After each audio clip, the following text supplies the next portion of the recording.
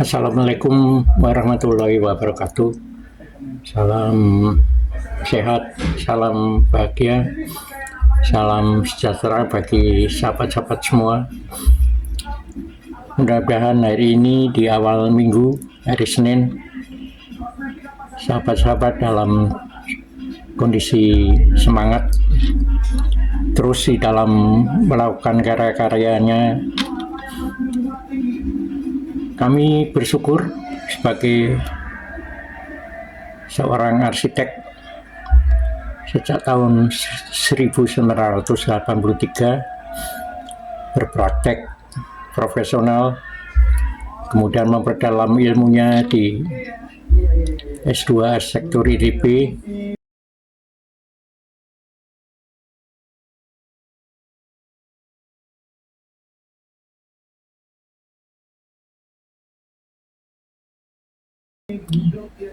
Banyak pengalaman berharga di dalam mewujudkan karya-karya arsitekturnya. Salah satu pendidikan yang saya peroleh di S2 Arsitektur ITB, bagaimana merancang sebuah karya arsitektur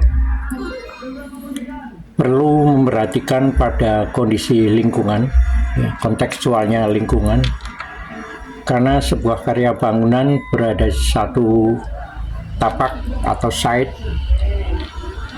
sangat terkait dengan kondisi lingkungan sekitarnya. Dalam skala lebih luas lagi, dalam satu kawasan, bagian dari kota, tentu seorang arsitek harus memahami tentang perencanaan wilayah kota dan urban design, satu pendekatan di dalam karya arsitektur kota yang perlu memperhatikan aspek lingkungannya.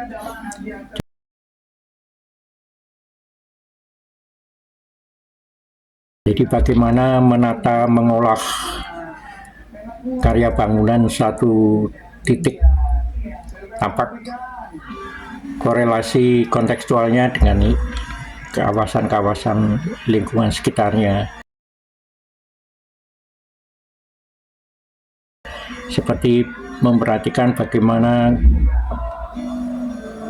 komponen-komponen vegetasi pohon, landscape-nya, tentang kondisi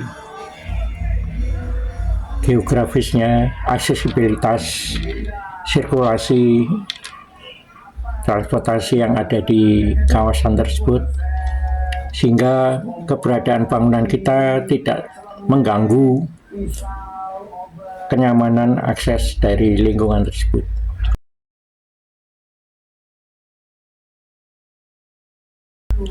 Tentu ini juga perlu memperhatikan pada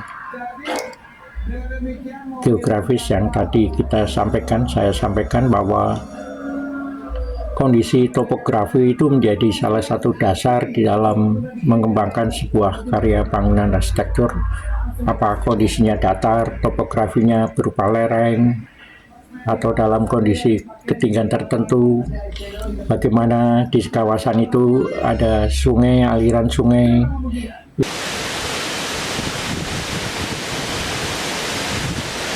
yang sangat mempengaruhi terhadap kondisi topografi bangunan tersebut.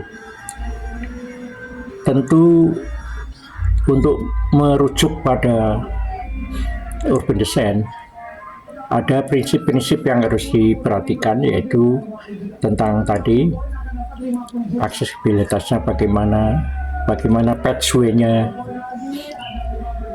jalan lingkungan, akses yang dilalui transportasi kota, termasuk bagaimana ketinggian bangunan di sekitar kita, sehingga kita bisa merujuk pada lingkungan sekitar tersebut, apakah bangunan di kawasan tersebut memiliki aturan tentang ketinggian, tentang koefisien bangunannya, tentang apakah di kawasan tersebut memiliki elemen-elemen yang sangat signifikan sebagai penanda satu kawasan, sehingga keberadaan bangunan kita menjadi bagian atau menjadi satu ciri khas yang membentuk arsitektur kawasan atau arsitektur kota.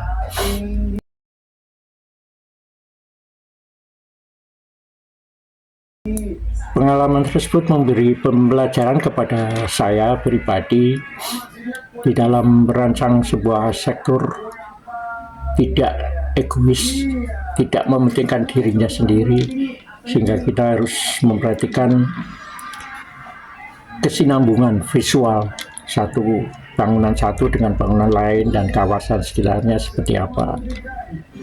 Tentu ada aturan di dalam merancang satu kawasan kota, yaitu ada panduan yang disebut dengan Urban Design Guideline. Satu panduan di dalam merancang bangunan satu kawasan kota perlu memperhatikan pada aspek lingkungan. Di daerah iklim tropis, kita merasakan bagaimana kondisi iklim tropis, ya, terkadang hujan, terkadang panasnya cukup tinggi, bagaimana kita mengendalikan arah angin sehingga kita bisa memanfaatkan arah angin tersebut ke dalam bangunan, sehingga kita bisa melihat ada sirkulasi udara di dalam karya bangunan kita secara alami, dan bagaimana menjaga kawasan itu tetap asri dengan keserasiannya, dengan landscape yang ada di sekitarnya. Tentu sahabat-sahabat memperhatikan pada aspek itu. Ya, ke depan tentu para arsitek, para profesional arsitek memperhatikan pada aspek-aspek urban design guideline tersebutnya. Panduannya seperti apa, bagaimana peraturan bangunan setempat, ya, tentang kapasitas, rasionya, daerah terbangun seperti apa, untuk menjaga antara daerah terbangun dengan daerah hijau, area terbukanya seperti apa. Tentu ini untuk mewujudkan satu kawasan yang humanis. Assalamualaikum warahmatullahi wabarakatuh.